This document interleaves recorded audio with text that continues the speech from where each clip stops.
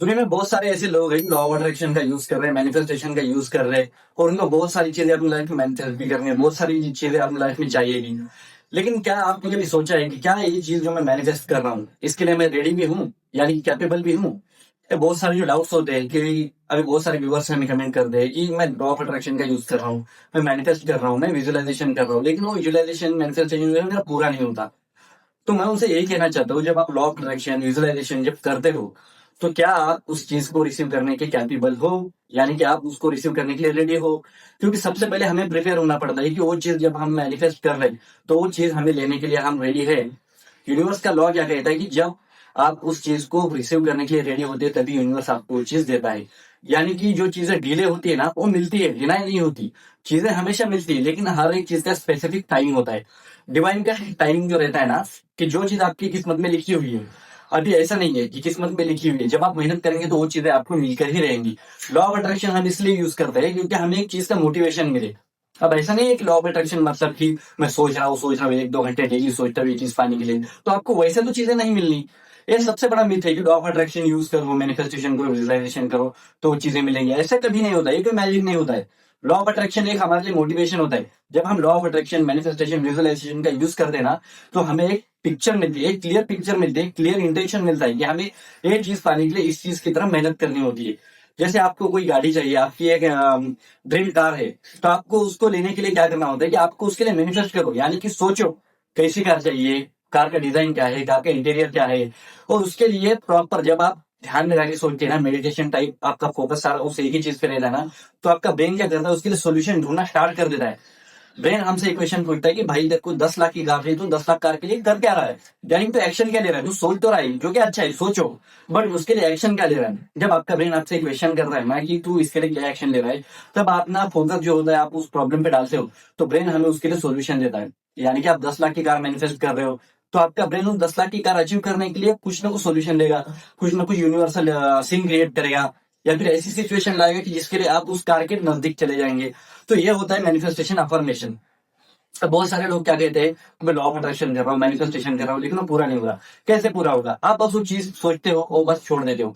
सुबह आपने वो चीज के लिए सोचा और शाम को आपको याद नहीं कि आपने कार का कलर कौन सा सोचा है, आपके कार का इंटीरियर क्या है, आपकी कार कौन सी है। जब आप सुबह सोचते हो शाम को आपको याद नहीं रहा, तो वो मैनिफेस्टेशन पूरा कैसे होगा?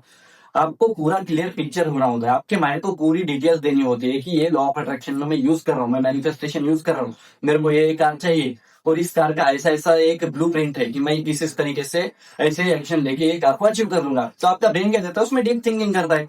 और जब डीप थिंकिंग करने के बाद आपका ब्रेन उसको सोल्यूशन देता है कि भाई जो तू कर रहा है ना वो ठीक है, तू सही कर रहा है, और इसको इसी तरीके से करेगा ना तो आप उस चीज के जल्दी नजदीक चले जाएंगे। तो ये चीज होती है लॉ ऑफ अट्रैक्शन मैनिफेस्टेशन। आप लोगों के मन में मिथ है, ये 10 सीक्रेट बुक रहती है, एक 10 सीक्रेट बुक लिखी हुई है। 10 सीक्रेट बुक पढ़ के लोग क्या करते हैं, बस विजुअलाइजेशन करो, अफर्मेशन करो, या फिर विजन बोर्ड बनाओ, विजन बोर्ड बनाने के बाद मुझे वो सारी चीजें मिलेंगी जो मैं आज सोच रहा हूँ। 10 सीक्रेट बुक एक दुनिया की सबसे पावरफुल बुक है, अगर आपने उसे नहीं पढ़ा तो जाकर पढ़ लीजिए, बहुत बढ़िया बुक है। आपको लॉ ऑफ अट्रैक्शन के सारे नियम वगैरह उसमें सभी आपको स्टेप बाय स्टेप लिखे हुए मिलेंगे। और ये बुक मैं इसलिए रिकमेंड कर रहा हूँ कि ये बहुत सारे लोग पढ़ते हैं, आज की डेट में जितने सक्सेसफुल लोग हैं वो सारे लोग इस बुक के थ्रू अपनी लाइफ को अचीव कर रहे हैं, अपनी ड्रीम लाइफ को अचीव कर रहे हैं, अपनी ड्रीम लाइफ जी रहे हैं। तो ये बुक बहुत अच्छी है, आप जाकर पढ़ लो। अब आते हैं अपने मेन टॉपिक पे। क्या होता है कि जब भी हम अफर्मेशन कर रहे हैं तो उसके लिए हमें ना एक पॉजिटिव वे चाहिए होता है। अभी हमारा ब्रेन क्या करता है कि हमारे ब्रेन की जो थॉट्स होते हैं उस पर हमारा कंट्रोल नहीं होता।